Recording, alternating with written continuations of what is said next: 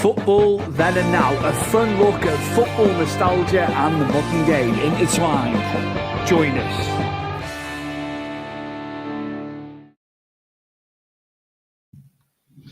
A warm welcome. This is episode 22 of Football Then and Now. We do current football and also nostalgic elements of the game. And waiting in the wings is my co-host and cousin, Chris Hume. How are we, Chris? It's been a couple of weeks, no episode with me and you. So yeah, good to be back. Good to be back, mate. Yeah, we left it on a really good episode, didn't we? Talking about, our sort of kits that remind us of our heyday, and not necessarily the looks, but just certain players that sort of wore those kits. As obviously looks work with it as well. But there's a few things that have obviously happened since our last episode. The Euros finished, didn't it? England lost, but it's one of them. Gareth Southgate's left, so we've got all sorts of different rumours going around who's going to take his job next.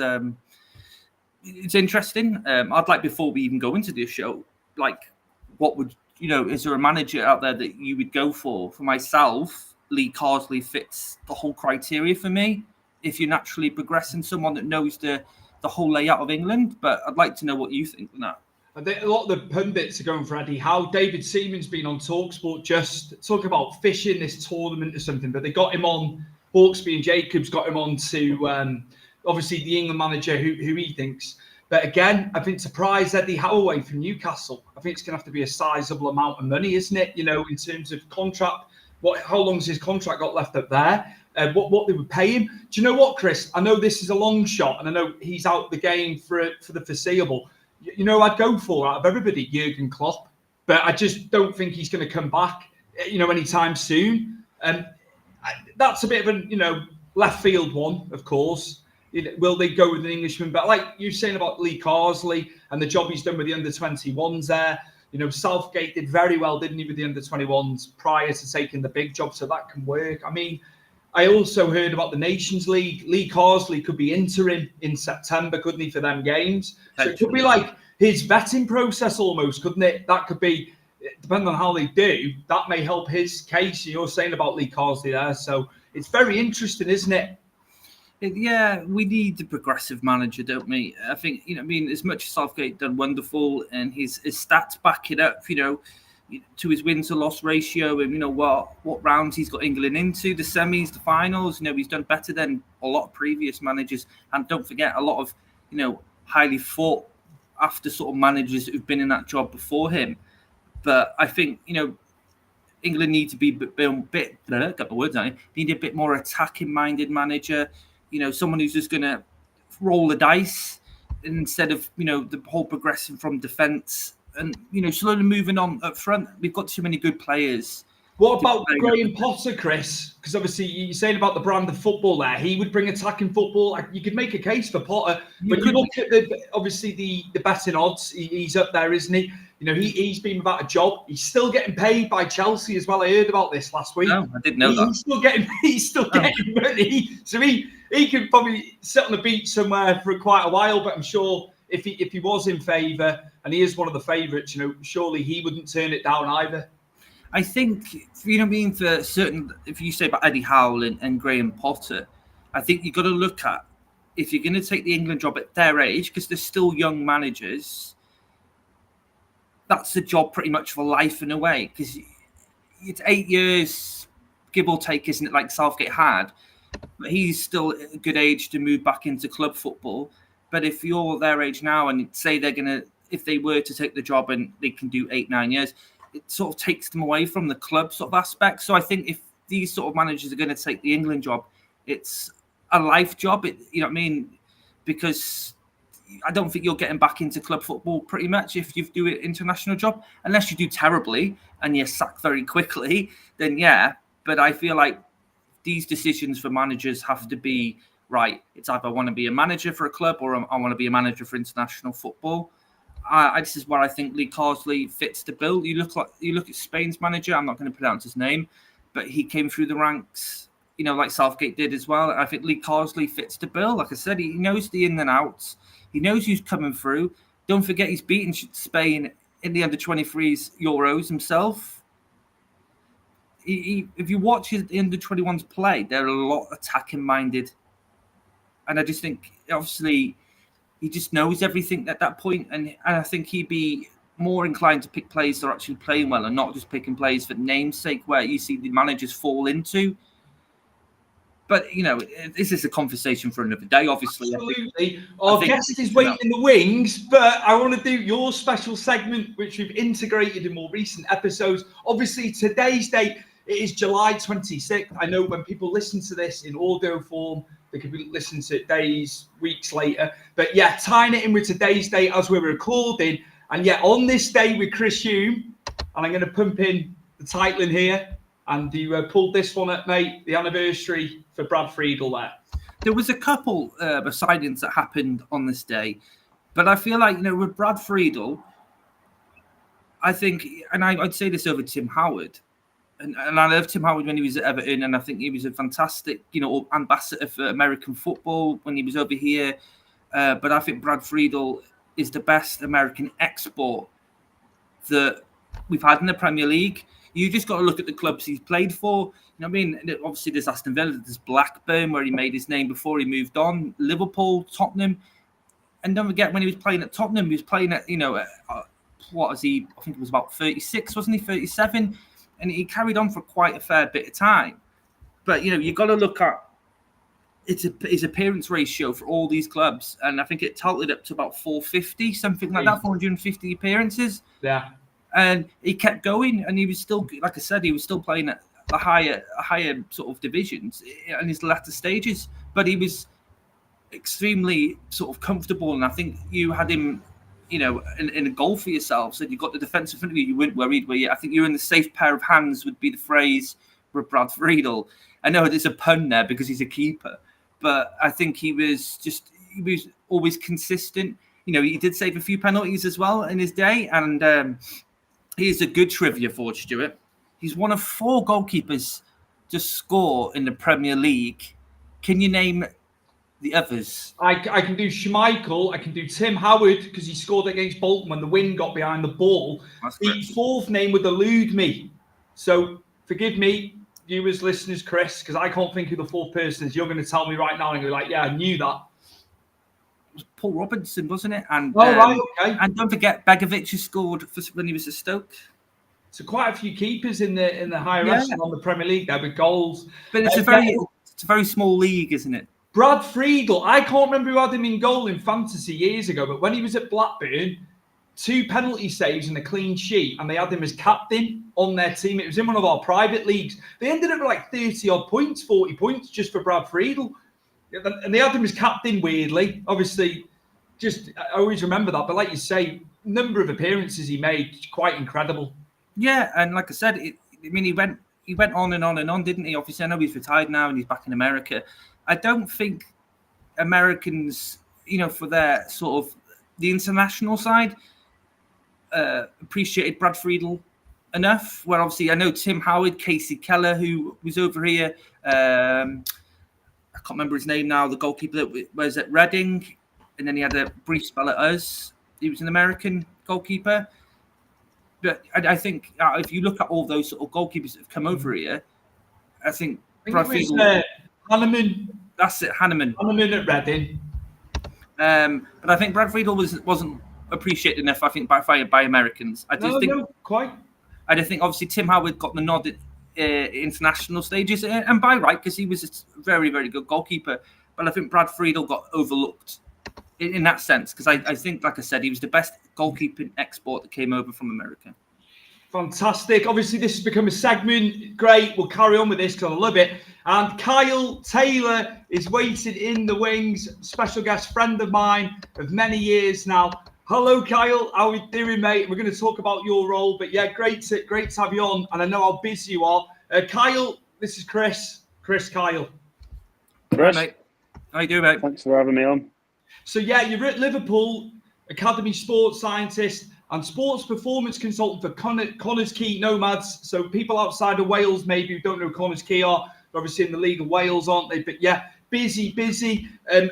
I knew you from a young age, obviously, just fantastic what you've done and what you've been able to do in your professional life. And I know how hard you've worked in university to get to this point. So props to you, mate. And yeah, thank you for coming on the show, man. No, much appreciated, and thanks for having me on. What does the role entail? Now, we see things on television when we see sports science and stuff like that, but your day-to-day role within Liverpool, what's a typical day for you? What are you getting up to with the players, those young academy players? So, yeah, like you say, my role at the club's kind of a dual role. So day to day, I'll be working with the under-18s as an academy sports scientist. So going through, daily weigh-ins, making sure we're keeping on top of how lads are kind of looking day to day, assisting with the kind of the nutrition side of things, liaising with the nutritionist to make sure like the breakfast and stuff that we've got on is what we need for that training day.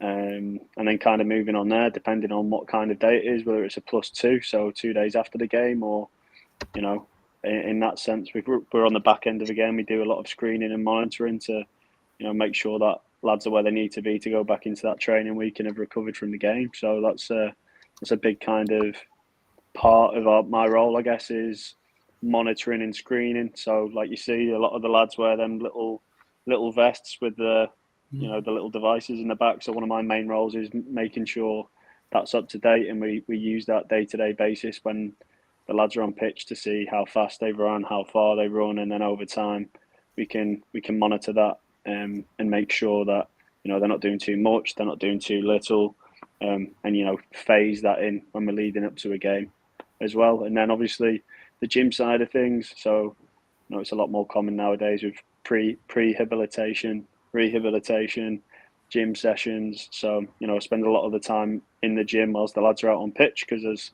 there's two of us at Liverpool, so one of us will take more of the pitch-based stuff.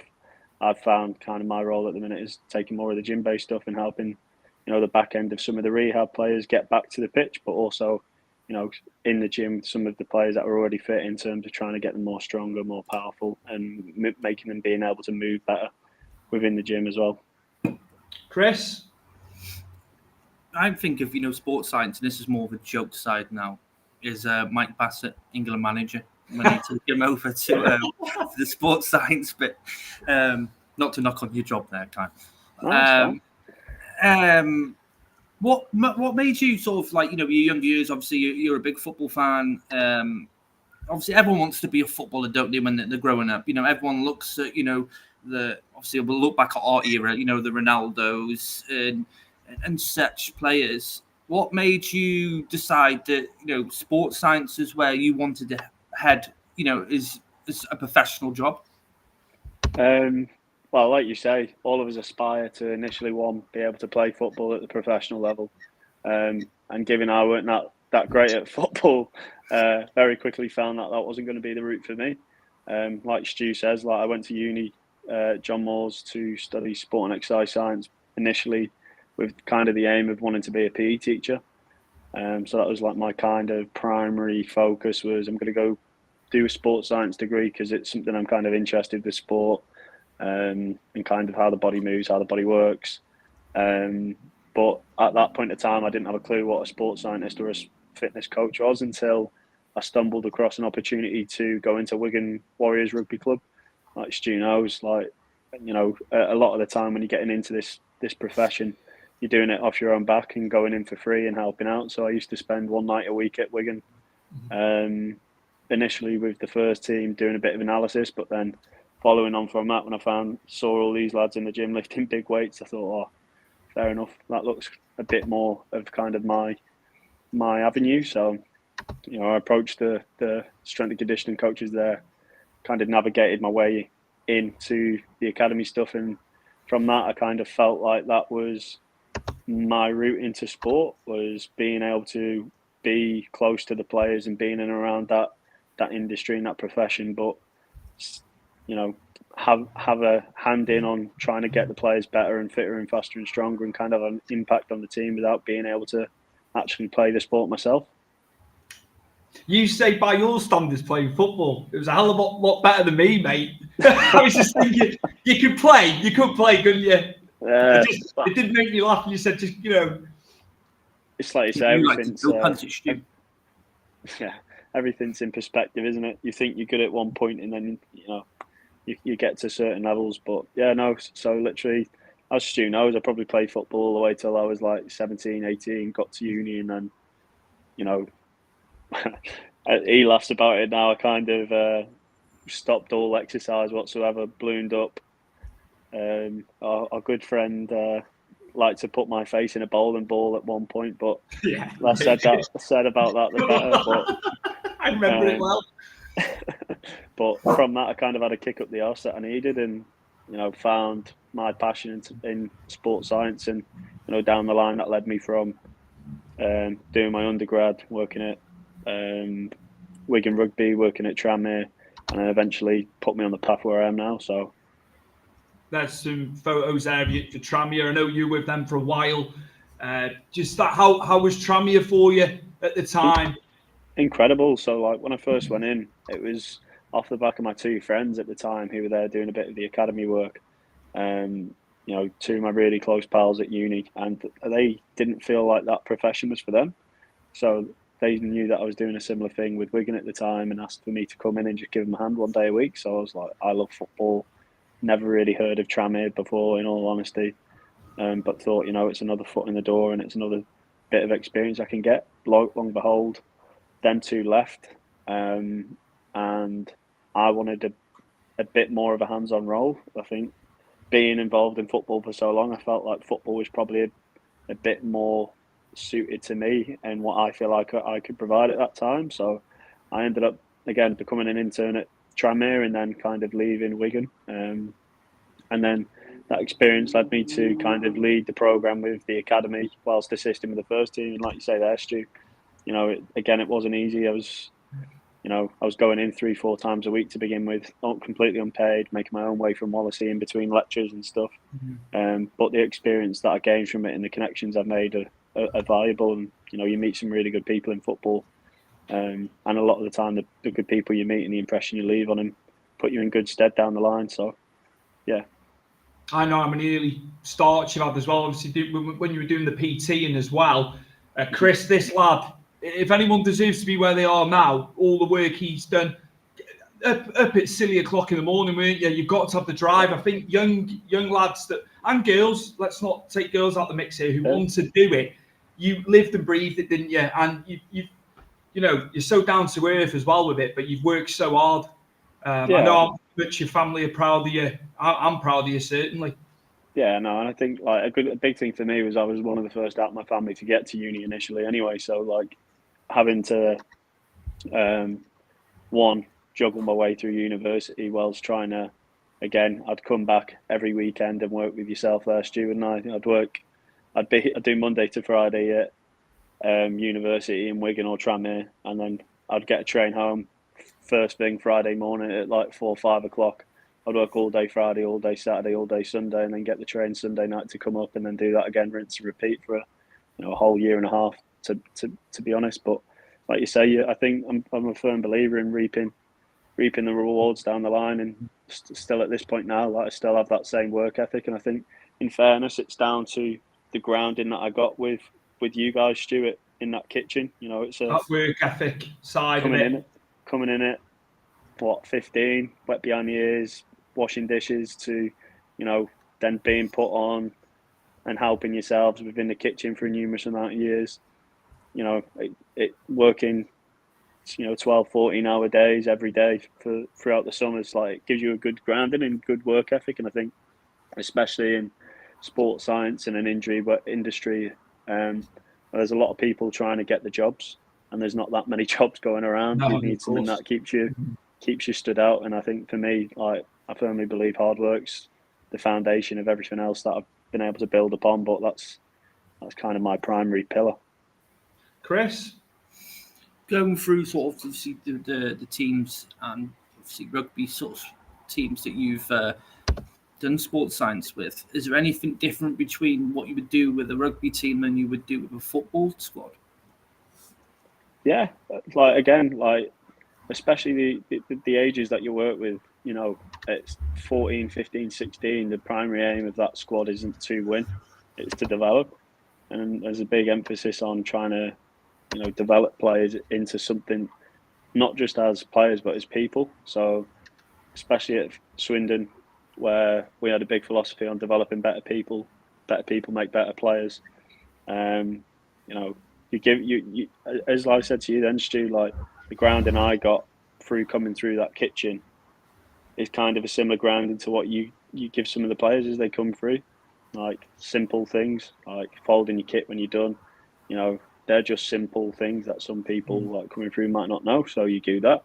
But in terms of specifically coaching, like you say there, Chris, there's massive changes going from Wigan, where it's a very physical contact sport. They need the win. It's a first team environment. Everything's about performance and results. You know, and again, they're big 110, 120 kilo rugby players that smash into each other on the weekend.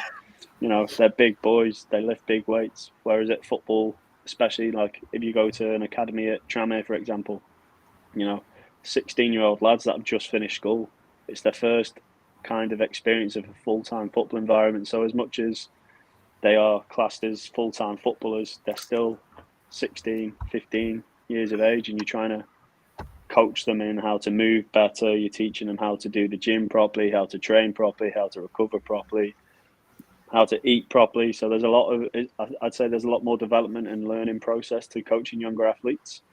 Whereas, especially at first team, you know, emphasis is on performance, winning, recovery, winning, performance. You know, it's a vicious cycle at a first team level. And not to say one approach is, you know, miles better. I think there's a lot of practitioners, especially that are really well suited to academy strength and conditioning or sports science. And again, there's other bombardment of people that are really well suited to first team. And I think it's good to get an experience of both, so you can kind of mix and take the better bits from both and blend it into your practice. And I feel like that's something that I really enjoy doing. You know, working and assisting Tranmere and being around the playoff semi-final, and then going to Swindon, the exact same thing, being within the academy, but also having a little bit of a hand with the first team. And then, like you say, Stu, touching on some of the stuff now with Connahs Quay, you know, still working in an academy football day today, but, you know, still getting in and around that first team. So hopefully, Chris, that's answered your question. I've babbled on a bit there, but yeah. How did Connahs Quay come about, mate? Obviously, you've been with Liverpool for quite a while now. So how did that formulate? How did that become a thing? So again, touching on what I said before, you meet some really good people in football, and the impression that you leave on them last. And initially, when I got to Tranmere, there was a coach there called Neil Gibson, who fantastic coach and an amazing manager. So at the time, he was, you know, former Tranmere player, former player for other clubs, and he was working at Tranmere Rovers alongside myself and a few others. That's how I initially got to meet him. And then our paths took different directions. I went to Swindon, you know, moved away from the local area, but still kept in touch. Still asked him how he was getting on. You know, he was doing really good things with Prestatyn and Flint at the time. And then he got the Connahs Quay job. So, long story short, got to November 2022 when I got the Liverpool role, and just had a chat with him, had a little catch up saying, "Oh, I'm on my way back," like kind of jokingly, "If you need anything, just give me a shout." From that conversation, I was in. You know, he wanted me to come in. He respected the work that I'd put in previously. And then, you know, we kind of created a philosophy and a culture at the club on initial conception when we came in, you know, and been so successful with what we've been able to achieve since, you know, finishing second in the league 2 years in a row, getting Europe 2 years in a row. You know, last year, like Stu just put up there, winning the Welsh Cup against the behemoths that are TNS, that are a full-time outfit with, you know, big budgets. But when you create a culture and hard work, and I think we can strongly say that our team was probably one of the fittest in the league last year. You know, it's great to see that the stuff that we do within that environment kind of paid its due, if that makes sense. No, perfect. I didn't know you get the time to do all this, mate. And then have your social side. I know you've been away recently in the off season, so you've had your R&R and you're back to it again. But yeah, I've always said this. You've always kept yourself busy, and I don't know how you spin so many plates, but it's just your desire, isn't it? Your heart to and it's excel in what you do. Sorry. No, it's fine. It's like you say. Like I think, like you say, like because I've always been so busy previously, whether it was I was being at school and working in the kitchen or whatever, I like to occupy myself and make sure I'm progressing. You know, like I said, I've got my first kind of exposure to leading when I was at Marine, and you know, some of the stuff that we did there, again, amazing. I think that experience put me in good stead to get the Swindon role. But it's like you say, yeah, and it can be quite daunting at times, but I feel like as long as you schedule stuff out and you prioritise certain things and your schedule's in place, you're more than capable of balancing multiple things at the same time. I think, you know, a lot of people who may be listening to this that maybe sports scientists or whatever, you know, a lot of people say they don't have time to do things, but I think it's all a matter of priority. You know, you can make time, you know, but yeah, it's like you say, especially now, back with the dual role at Liverpool, being an academy sports scientist and doing my PhD alongside doing the Connahs Quay stuff. You know, you've got to then try and make time to have a life at the same time, and it's tough, but yeah, you find a way. How far into the PhD are you, Kyle, now? Because I remember you saying you were starting it and they were putting you through it. They sorted that out, didn't they? Yeah. So as part of my role at Liverpool, alongside that, it's a dual role. So I'm an academy sports scientist with the under-18s and, you know, assist with the rest of the academy. But alongside that, I'm doing my PhD in sports science and rehab. So, you know, trying to find ways in which that there's a translation that fits between the club and the university to create a project that is, one, novel and new and going to benefit certain people, but two, that helps the club as well. So, yeah, I'm 2 years in now. I've got another 2 years left. So, you know, fingers crossed in 2 years' time we can have another catch up and go through the results of that. But no, it's an interesting process for sure. And hopefully there'll be an Everton crest on that jacket. I had to put it in. I had to get it in there. Sorry. I suppose we've got to be careful here, haven't we? No. There's no derogatory here. No. Quite. Absolutely. Kyle, what tips and advice do you give people, I think from like university level, wanting to go in and study it, you know, do the initial degree? What would be your advice? You know, what tips have you got for youngsters who want to get into it? I'd say a lot of the time you have to kind of check your ego at the door for a lot of things. Like a lot of opportunities can come your way, but if you feel like you deserve something better, a lot of the time you're not ready for that opportunity. And, you know, like one example for me is I got an opportunity to go work at Marine whilst I was at Tranmere. You know, the pay was not great, but the opportunity for me was I got to work with first team players, being around competitive football, learn what a semi-professional structure's like in terms of managing it that side. But from the back of that, I then get a move to Swindon, which was a full-time head of department role. So like, I think a lot of the time you've got to check your ego and take opportunities that come your way, no matter how little you think they may be. Similar to the Tranmere role, I was working 3-4 days a week for free. But I met some amazing people. I learned off some amazing practitioners, and then down the line, like you say, you don't know where that can come to, and you know, eventually down the line, I'm now working with a great manager in the Welsh Prem. So, Chris, I think that obviously what you're saying as well, there, Kyle, is it's making connections, isn't it? It's not all. You know, I mean, obviously a bit of money's nice, but I think if it's something you desire to do, I think what you're giving off to people if they listen to this is, you know, if something you're really into, you have to put your heart and effort into it. And I think, you know, I mean, fantastic sort of inspiration there. And I think, you know, I mean, you could easily like stand up there and speak to these sort of kids and really give them that inspiration about hard work. But besides that, I was going to ask, obviously, without giving names, is there players when you see come through, obviously through school to the academy, and do they stick out? And you like, is it a wow moment? I mean, if you see, not say stars, but potential players that you feel it in your own head that could go all the way. Yeah, like, I think you see it, like, especially like at all levels. You know what I mean? So everything's in perspective. Obviously, Liverpool being such a massive club, you know, every player that you see there's got quality. Every player you see there's got potential. But like you say, like there's some moments where you think, wow, there's some players, especially when you've come from a background that I've come from, with all due respect to other places like a Swindon or a Tranmere, where, you know, they've not got players that are worth multi-millions of pounds at young ages, but just like you say, you've got players that have got potential, but have also got grounding as well about them. The way that the club operates and works, they try and provide players with a good grounding, like you've probably seen multiple times. The philosophy that they have in pushing players through as well with the previous manager and wanting to push players through. But even at other levels, like I can give one example at the minute of a lad at Connahs Quay who's just signed for Tranmere, 19 years of age, wasn't really starting at the start of last season. He bought into what we wanted to do, and now he's just got to move to Tranmere in a 2-year deal. You look at him and he scores that amazing goal at the end of last season in the Welsh Cup that everyone's probably seen, Di Canio-esque, won us the cup, and off the back of it, you think, wow, what a goal and what a great talent he is. But again, you reap what you sow, and he's just got to move to Tranmere, and now he's a professional footballer at 19. So it's a mental thing, isn't it, with these young lads, as much as it is what they can do physically, though, isn't it? We hear about it all the time that you got to be mentally right, otherwise. We've seen players drop out the game, haven't we? Dele Alli is a big one, isn't he?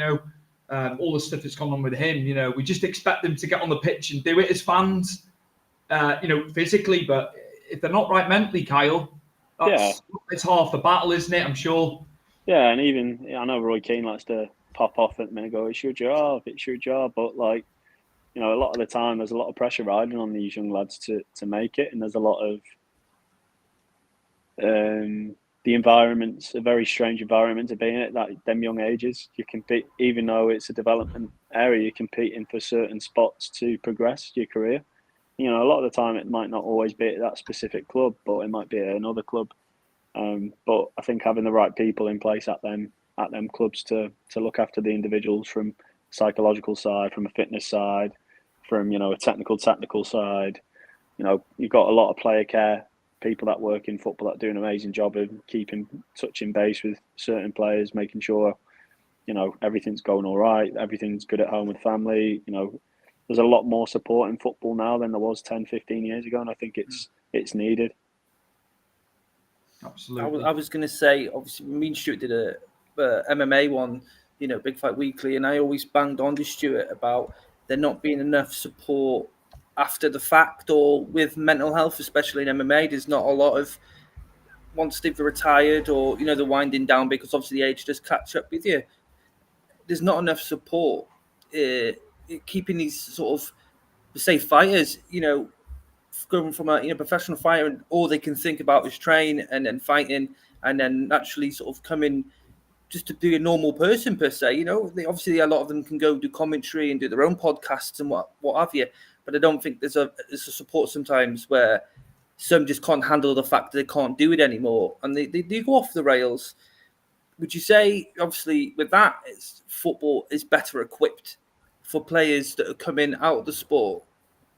Yeah, I think especially now with younger ages, you've got the likes of Crystal Palace that have put like a post-academy programme scheme in. I think Trent Alexander-Arnold's just recently done one with the Premier League of the post-academy release. You've got something to go into and kind of still, keep ticking. I think especially with football being such a monotonous routine, like you get told where to be at what time every day, especially for like older people that have been in it a long time, 10, 20 years of being told where to be and what to do every day, to then coming out of that and having to do your own thing. I think it's quite a big transition, but I think it's got to a point now, especially at the younger ages of the game, you've got great initiatives that kind of help that process. Would you like to go into any other sports with what you've got? Do any other sports appeal to you with this, where you'd like to go in? Have you ever thought about that? Yeah, I think not just sports by itself. I think a lot of different. I think for me, it's all about the purpose and the project. Like, Connahs Quay, when we first went in there, it was cultivating a sports science department because it didn't really have anything prior. Creating a culture, building into the project at that first team level to then go on and achieve stuff that you want to achieve. In football, again, I don't know. Maybe I'd like to at some point head up a first team, down the line at some point. Obviously, when everything's said and done and the PhD's finished in that time comes in my career to go and lead a department at a first team, wherever that may be. I've also, had thoughts about MMA, combat sports. A lot of the practitioners at John Moores University are really well equipped in working with the likes of Dennis McCann, Paddy Pimlett, Meatball Molly McCann, a lot of good, well-cultured fighters. So that's always interested me. But again, it's a journey, isn't it? So whatever kind of comes your way or whether interests you at that said time, then I think it kind of speaks for you. So I'm just keeping an eye on time here. Now, obviously, with this show, we intermingle nostalgic elements of football. Now, I know you grew up watching football, you played it. Who were some of your favourite players growing up, Kyle? And matches and things like that stand out to you? And I was having this conversation the other day. Having just watched the Euros with Ronaldo and coming off, and even little things like Ronaldo's done his iconic few steps back, shrug of the shoulders, big deep breath, and then Bruno just runs in and takes his free kick. Like that throws me back to 2007, 2008. A few steps back, R7, tape around the socks, few steps up, especially that Arsenal free kick, the one against Portsmouth. Like when I was growing up, like Ronaldo, Tevez, Rooney, it's a shock. You can probably imagine who I support by that. But watching them grow up was impressive. Any games that stand out? I know that there could be a myriad of games, there could be thousands of games, but maybe if you just pick one that sticks out for you, that has just so many memories. A good one would have been 8-2 against Arsenal when we beat Arsenal 8-2. That was impressive. Champions League final when we won in Moscow. I remember sitting in front of the telly, nearly crying my eyes out when it got to penalties. I'm still thankful Terry slipped till this day. But and then the other final against Barcelona, when we lost, I remember sat there in tears thinking, "Oh, we should have won." And I was born the year of the treble, so I never got to see it, and probably show my age a little bit there. But still look back on that now and watch it from time to time just to get a feel for it. Good times. Love to win a trophy. I mean, 95, I think, was the last, sort of feeling of one. It's just more misery and fighting relegation for us. To be fair, you might win the championship in 2 seasons' time at your new stadium. So, cheers, Kyle. we hope not. We're hoping we've come out after three years of just terrible. Really, it's been terrible. It looks amazing though, doesn't it? Oh my God! Past it in Liverpool. Have you been down there, living around? Yeah, I've caught it a few times. Obviously, when you walk along the docks, it's lovely down there, isn't it? And the stadium's just unbelievable. And again, as much as we joke, it's a good thing for the city, isn't it? Like Liverpool's a lovely place. As a whole, absolutely. I know a lot of Liverpool fans that have been down there to have a look, and they said you don't get a feel for it until you're down on ground level and you're walking up to it. You can watch all these drones going up and bird's eye view shots and stuff, but that's Liverpool fans saying that. They said you are in for a treat when you go there. And again, it improves the city, doesn't it? As much as there's a rivalry between Everton and Liverpool, I think, from a city perspective, they're one city. You get a real feel for that when you come to Liverpool, and I've been grateful enough to live here since 2017 now, and it's like a second home to me. So, seeing developments and stuff like that. Again, hopefully, at some point in my career, I'm leading a first team, and I'm able to actually be in the stadium on a match day. So, yeah, it's impressive. Well done, mate. Well done. Yeah, I've obviously only just met you, and inspirational. I think me and you, as Stuart said, you spin all these plates, and you're doing all these sort of roles. And I think people should listen to you and really push on and follow your steps if they're that passionate about it. Well, I try my best. Again, no one's perfect, are they? There's a lot of kinks in the chain to get me to here, but it's important, like you say. Everyone will probably look at me now and go, "Wow, he's worked hard, he's done this." But safe to forget, I nearly failed the first year of university because I was out drinking and partying the whole time and didn't take it seriously. So, I think as long as you learn from experiences along the way and you take them in stride and use them as a lesson, then you were aware of it. You gave yourself a boot up the arse. This is where a lot of people go wrong with degrees, don't they? Myself included. myself Yeah, included.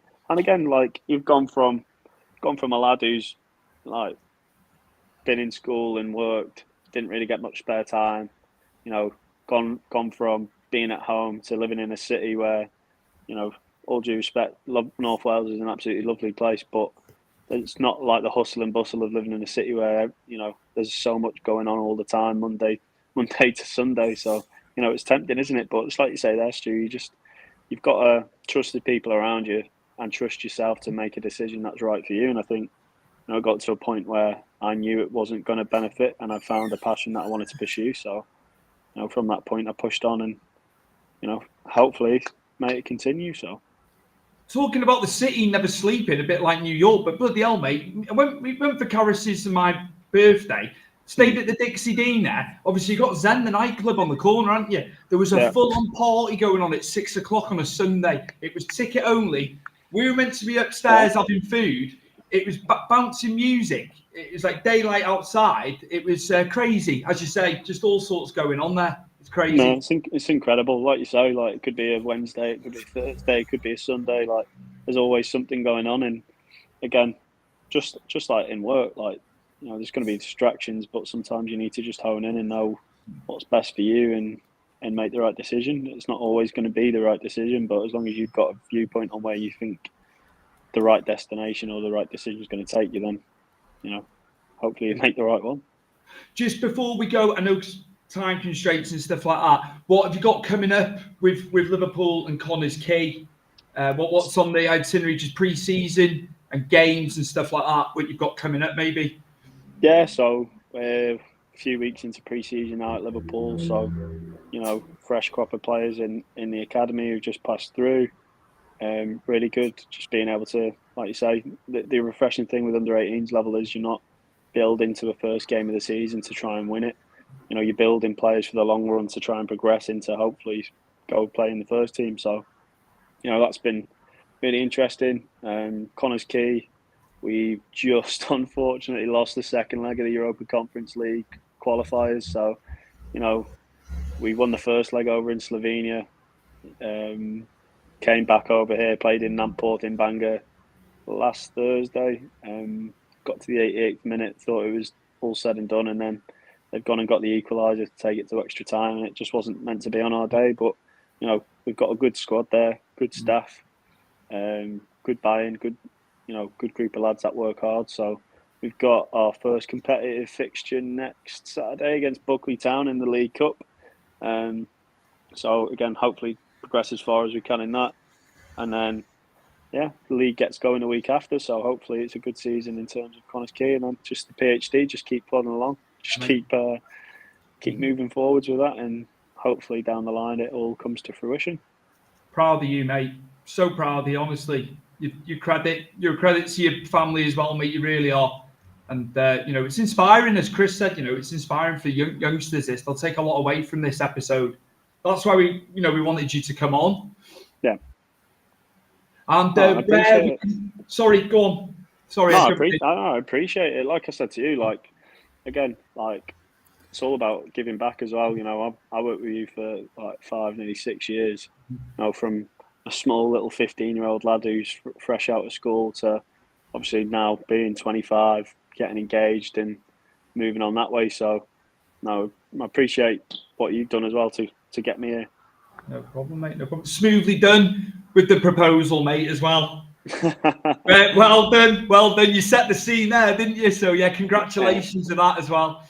Cheers, mate. Thank you. Appreciate that. Just before we go, because I'm looking at the time again, just where we can find you in terms of social media, your LinkedIn and things of that nature, just before we let you go, mate. So LinkedIn, I think if you just put in Kyle Taylor, I should pop up.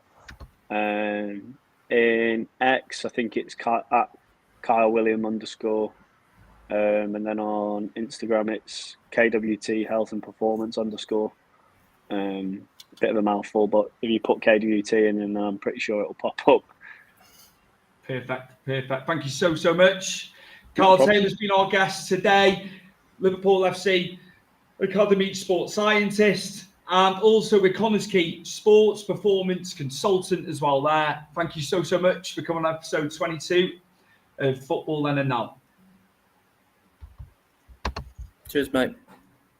Not a problem. Thank you very much. Thank you. Absolutely brilliant, Chris. Absolutely brilliant having Kyle on there, and great insight. And it just gives these youngsters an idea, doesn't it, if they want to go into it. And as we alluded to earlier, just the amount of hours he put in. When he was doing his degree, his initial degree, I've seen him work so hard, and I'd be like, "What time are you up?" He'd be up at 5:05, and he'd be on his laptop, and just devoted to it, and professionalism ultimately, isn't it? And he's worked damn hard, and he deserves everything. I think obviously not just for youngsters, I think for all ages, isn't it? You know what I mean? Just have that inspiration of, oh, I can't do it today, or I can't do this because I'm doing that, when realistically you can do it if you sit down and work it out and don't overcomplicate it. And I think that's what the biggest take I took from it. It's like, if you really desire to do what he does or do any other sort of profession, you have to sort of jump through the hoops. You have to sort of make sacrifices, and you will reap the rewards once you get there. Nothing's an easy walk. You have to go through the fire, don't you? But you've got to take inspiration from that, and you can see how comfortable he is, and how he's still enjoying himself, and I think that's a massive thing as well. As long as you're still enjoying yourself, he's got massive ceiling to get to, isn't he? Absolutely. Like you said, there's not that many jobs out there, when you look at the amount of roles with the club. So, yeah, it's a privilege for him, and just testament, again, I keep saying about how hard he's worked, but, that's the embodiment of why he's where he is now at the moment, and, where he's looking to go in the future. Well, he said MMA, Yeah, I thought your ears would prick up when he said that. And I thought, well, there is an absolute abundance of gyms in this country now, more so than there's ever been, since I've followed MMA. So, if he wanted to transition to that, I think that there would be a lot of places for him to go to. Liverpool, there is multiple now. You could go where Paddy and Moliere, or you could go where Tom Aspinall was, when Darren Till was. There's loads of places. And I think if that was a transition he wanted, I think they'd take him with open arms. Absolutely. Chris, I've been hearing a bit of news today, just to close out. Right. Ivan Toney won't sign a new deal. Sounds familiar, doesn't it? It does a little bit. It does. But with Ivan Toney, where do you see, where would he be best suited? I heard Arsenal for the longest time. I've heard Liverpool.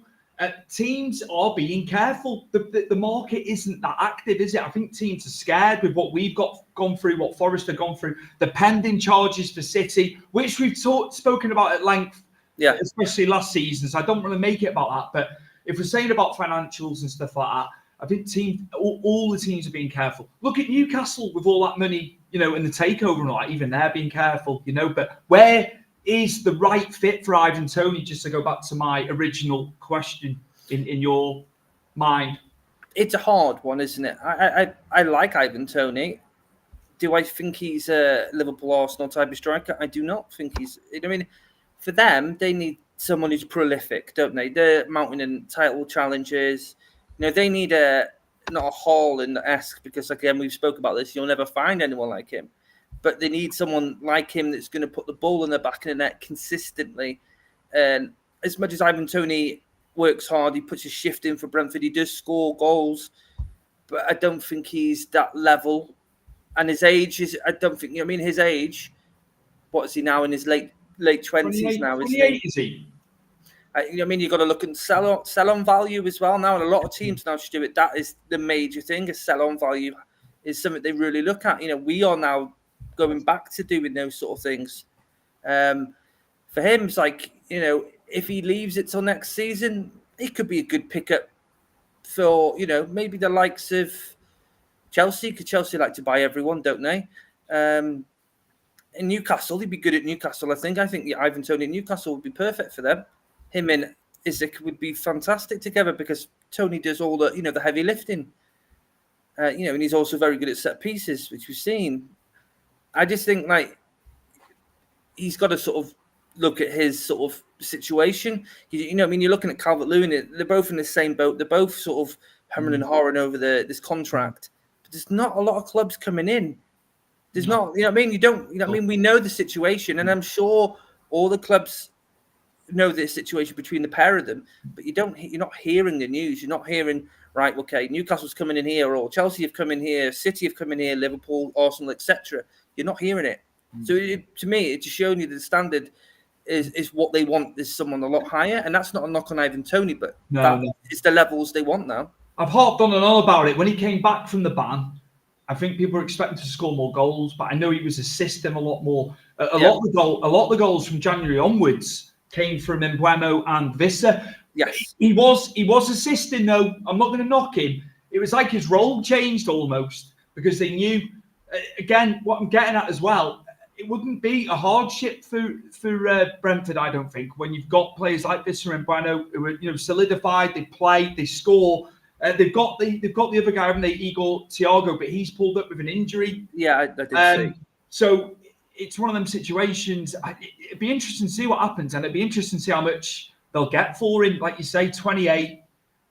Well, they wanted almost 100 million, didn't they, for them? Wasn't it about 78 million they wanted for him? Crikey Moses. I mean, he's a good player. But, you know what I mean? Nobody's got it. Nobody's got it unless you're, top four, really. But they're not even willing to spend, a mass amount of money on players either, though, really. You know what I mean? You're looking at... Well, actually, you don't really look anywhere because a lot of them are got PSR appearing over the back, and it has ruined the market.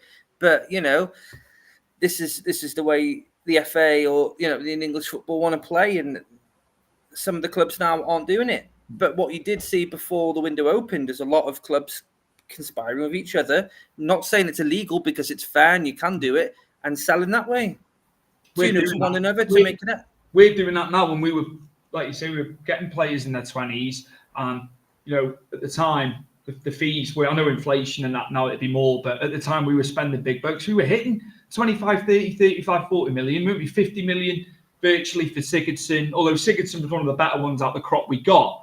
But we're doing the business model style now of like a Brighton, or the way we're doing it, the way we're structuring things, it just shows how mismanaged it's been.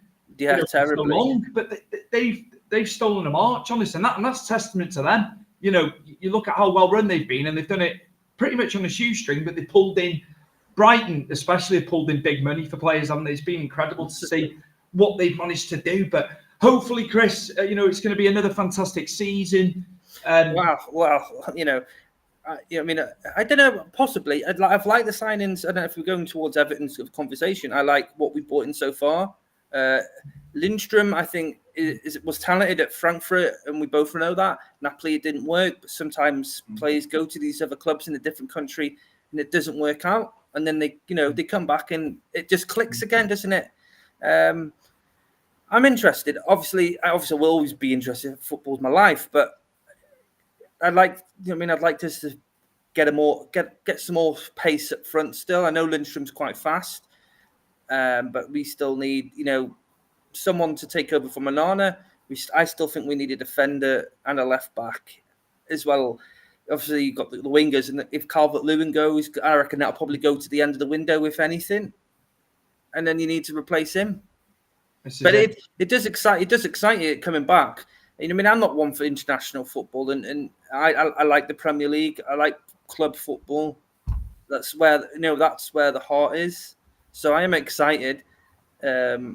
It is bittersweet for us this season, obviously, with it being Goodison's last. I don't know how I'm going to feel come the day we walk away from that and that's it. Because, we've spent our life there, really, haven't we? You know what I mean? It's been our home away from home. So I'm a bit... I don't know how to approach it yet, because I get you get the sort of sadness like you've lost someone, but I know it's a ground, but we've grown up with Goodison Park, so it's like I say, this season, as much as obviously we want everything to do well, it's still bittersweet for me.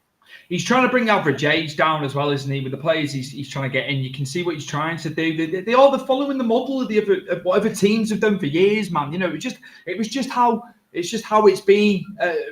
Rightly wrongly for the most part. It's just been it's just scattergun. It's been it'll be interesting to see what Villa do this year. It'll be interesting to see. I still think City will win the league again, personally. It all depends on what Arsenal get. You know what I mean? If Arsenal can get... But look, what's the mental toll for Arteta there? You know, because he's fallen short twice now, hasn't he? But you never know. You never know the right side. It's a marathon, though, isn't it? It's a marathon. It's not a sprint. No, of course. They've come close and close, and I think they were closer than they were the year before, last season. So, you know what I mean? You've got to keep knocking at that door. Pep's not going to be there forever. You know what I mean? If you speak to any City fans now, they're not even sure if he'll be there next season. And, you know what I mean? Again, Kevin De Bruyne has been linked away. I know he said he won't go this season, but you'd imagine probably next season he'll go.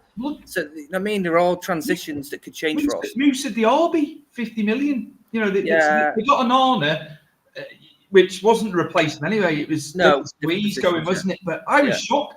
I was shocked by that because I think Diaby's been brilliant when he's played. But they were probably looking at balancing. They need it's PSR again, isn't it? And you think they're selling Duran for 50 million to West Ham, aren't they? Which is absolutely mental. A lot of the Villa fans are saying good luck with that as well. He's got a bit of an attitude. I was reading this. So the Villa fans were saying they were like, good luck with that. I think he's got a bit of an attitude. They go week in, week out, don't they? I just thought he's a young up and coming guy, you know. Like if they're paying that, but you know, Lopetegui obviously sees something, doesn't he? Yeah, I mean, I haven't seen enough of him, and I think everyone listening to us would say the same. 50 million for a player that's not. I think he's only had a handful of starts. He's only had a handful of goals. You do feel like the inflation, the British tax, even if not even British now, from any club to sell one player to a club in the same division is just astronomical, and it's crazy to think. You know, some of these players aren't even worth the money. You know what I mean? But again, they sell, as I said, the Army went, and now obviously Duran goes. That's 100 million in the bank for Aston Villa, and that's brilliant for PSR. Two big losses though, because Douglas Luiz is a total different player to Onana. Yeah, I agree. You know, it's. I know they got a couple of Juventus young lads in on Samuel that. Illing, but again, I just think Douglas Luiz. It's a big. And, you know, they're going to be balancing Champions League as well, aren't they? Which is fantastic what they've managed to do. They've been really, really good. No, and if anyone can get a player playing, it'll be Emery. It might suit an Arna better. You know, we didn't really see much, did we, from an Arna? But our tactics, maybe. Emery could get him playing, couldn't he? And he's got Tielemans with him. You know, they know each other very well, don't they? Yeah. Listen, I think Villa have brought well. They obviously, a lot, like you say, a lot of clubs now have to spend a bit more to get a certain player if you're buying from the Premier League. But I think Onana, I've got no hate for leaving. I think we knew it was coming. I just think that at this time he's not a Sean Dyche player. Sean Dyche wants them to do more. You've got to look at the likes of James Garner and Idrissa Gueye. I maybe always say Decore, because I'm assuming Decore might get pulled back into the centre this coming season with Ndiaye and Lindstrom, who could play in that area. They work the socks off, and then I think sometimes there are times where Onana he disappears, and obviously that's not what Dyche wants. Dyche wants 110%. He wants full throttle in that midfield. I mean, don't take it away from Onana. Probably one of the best tacklers in that centre of the park I've seen since Patrick Vieira. Not saying he's like Patrick. No, but you can see the similarities between them both. Yeah. And his passing range, I mean, when he's on form, absolutely brilliant. And again, he's a terror in the corners. When you know the size of him, he can head the ball. Burnley, when he got his head on the end of it. You know, everyone was saying about that penalty miss against Fulham. It was terrible. I just think to myself, right. Majority of our fans are very gracious. Players go, but you do have people, and that's they're allowed to voice what they want to voice. But I think it was a bit unjust. I agree with you. I think it is unjust, but I think at the same time, it's we're like as fans. I think we hold on too much. But I thought when we bought Onana, obviously, not knowing too much about him, obviously we soon found that out. In the seasons he's played for us, you knew that he was to be bought and sold on for more money. I think that that obviously is the project at Everton at the moment until we get to a point where that doesn't need to happen. But, at the moment in time, he's a luxury player that we can't have at the club. This is it. We need players to work, 100% and not to duck away or hide away. Because it's unfortunately he's had to go. But if you're looking at it in hindsight, I'd rather keep Branthwaite than keep Onana and lose Branthwaite. He's strengthening the midfield anyway. When you look at it, he wants pace, doesn't he? I think Lindstrom on the ball has got more pace than he has when he's not on the ball. So you can kind of see it'll be. So we're always hopeful, aren't we? All the clubs, all the fans are hopeful at the start. Let's just hope we can get. I'm hoping top half. I really am, because we would have got top half without that winless run that we had, and obviously the deduction. We were well on course. We without the deduction to be top half last season. Yeah, and I think we finished comfortably. As you say, this December, January, February was interesting in regards to results, but it was. I just think it was confidence, and I think there's so much going on at Everton. You can't say the players aren't feeling it. With the unrest with us, the ownership, everything going on. It does take its toll. But as much as I am not a massive Sean Dyche fan, and I just feel like that type of football now is the past. But I give him all the credit in the world because he's had to go through so much crap being our manager and still doing what he's did last season for us.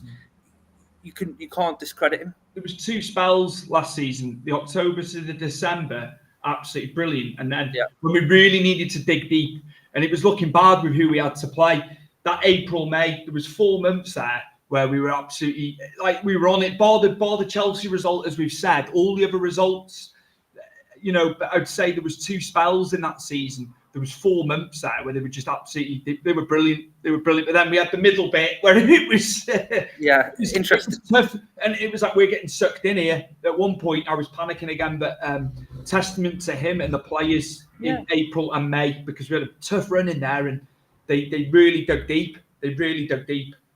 I think it for us. It's the players we're signing at the moment. Well, this summer, should we say? I think there's a plan in place. The recent years, as you said, that we spent money on Sigurdsson and stuff like that, even though we completely overpriced for someone like him. Fantastic players. Sigurdsson was. He was not a 40 million or 45 million signing, but stupidly, we just spent money because we had the money, and it wasn't looking at the future, was it? It was just like, it's like a kid at a toy shop, wasn't it? Oh, I like him. How much is he? Well, normally he's about 10 million, but for you, he's 25. Instead of negotiating that, you're like, oh, right, yeah, okay, I'll give you 25 million. Well, now I think Moshiri obviously has disappeared on his boat somewhere, and he's left Dyche in farewell to look at the team. And I think they've got their heads screwed on, and I think they're thinking together. And I think the same mindset of what player they bring in now influences the squad to get it better. So as you say, we can get up the table again. Absolutely. I've got City.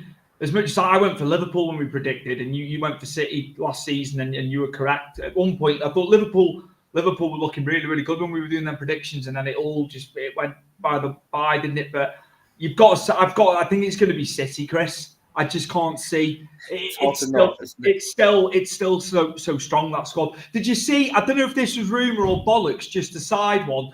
Okay. Barcelona's offer for Dani Olmo. Now I don't know how much of this is rumour, but it was like 40 million structured, and then add-ons. It was to win the league by 2029. They won't win the league. They won't win the league the way that club is at the moment.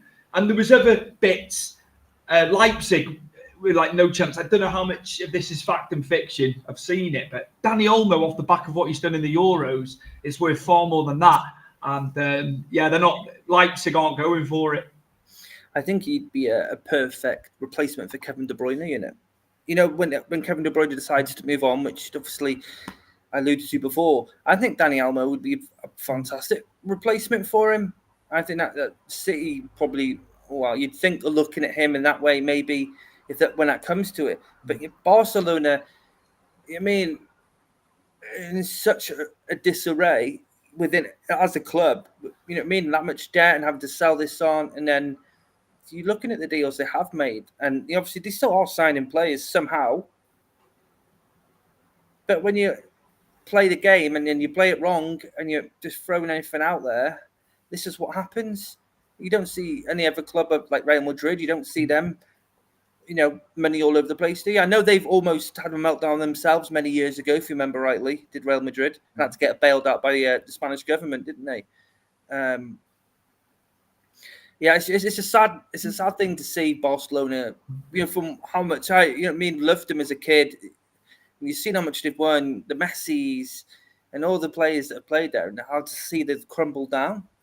Frankie de Jong's still the top earner in La Liga. It's not Mbappe as well. I saw a list of the players. Yeah. Frankie de Jong's on 600,000 a week. Oof. Mbappe's on 500,000. He's not the top earner. I mean, Frankie de Jong, he's good, but it's like it was. They were. I think they should be expecting more. For what they're paying him. I mean, he came off the back of that great Ajax team where a lot of the players moved on. I couldn't believe it, Chris. It's like Mbappe's got to be the top earner now. He's not. He's second. He's on 500 and something, and then Frankie de Jong's on 600,000 a week. That'd be a good quiz. Good question. I was like, quiz question. That Frankie de Jong's top, and it was their annual salary. So I broke it down. I broke it down into 52 weeks, as to see what they're getting weekly. It's like, holy shit, he's on 600,000 a week.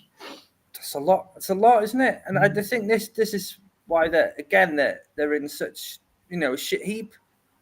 Because do you really need to be paying Frankie de Jong 600,000 a week? Is his brand big enough that you replicate, you get the money back? Mbappe, you're definitely going to get the money back with all the endorsements, aren't you? They're like Ronaldo's and Messi's. You'd always get the money back. I don't think Frankie de Jong, as much as I think he's a world-class centre midfielder, he's no Xavi and he's no Iniesta. All Busquets in that middle. All players that are worth maybe 600,000 a week. Awaiting gold. Yeah. It'll be interesting to see. I think Madrid, when you look at Vinicius, Rodrigo, the service and what the service Mbappe is going to get in there, it's going to be frightening this next season. I know. And, obviously Girona were doing it for so long and just fell by the wayside a little bit. They had a fantastic season, Girona. It was amazing to see a team that, just out of nowhere. It's great when that happens, but just fell short in the end. But we look forward to La Liga, the Bundesliga. Definitely. Can Bayern Munich sort it out? Companies coming in, he's making signings. It's going to be interesting, isn't it, across Europe?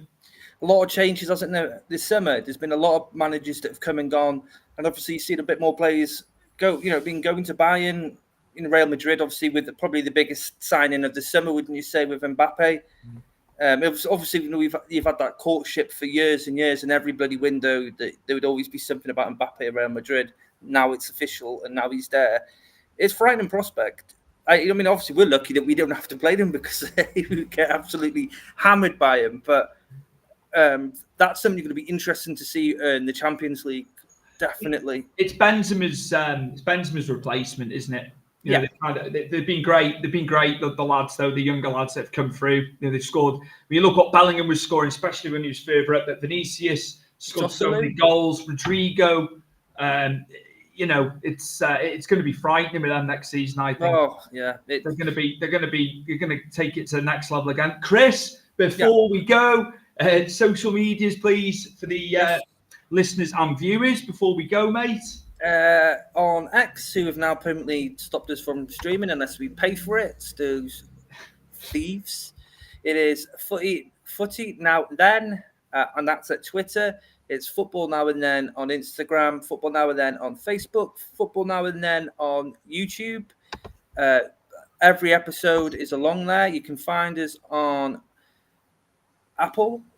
You can find us Apple. Yeah, Apple, Spotify, all the sort of audio sort of. No Google anymore. Sorry for interjecting. I know you're going to say Google Podcasts is a thing of the past now, but there's so many avenues, isn't there?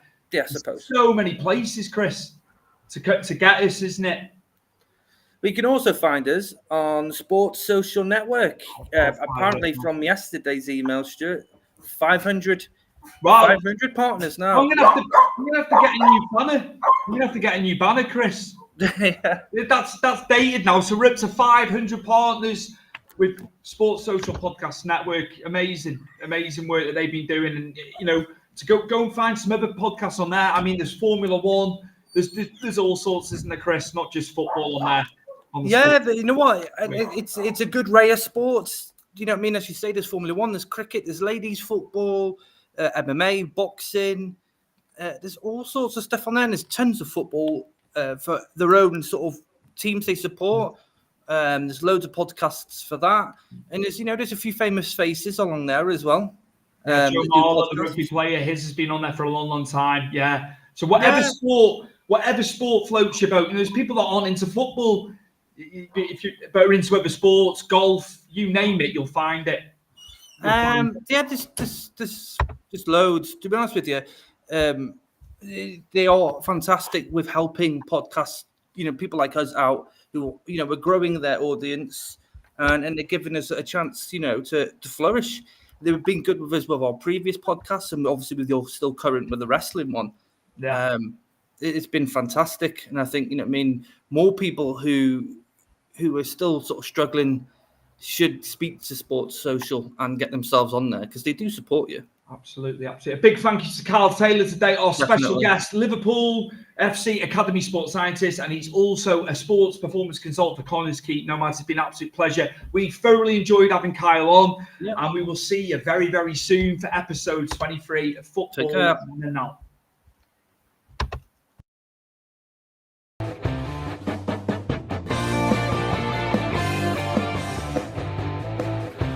Football then and now, a fun look at football nostalgia and the modern game intertwined. Join us.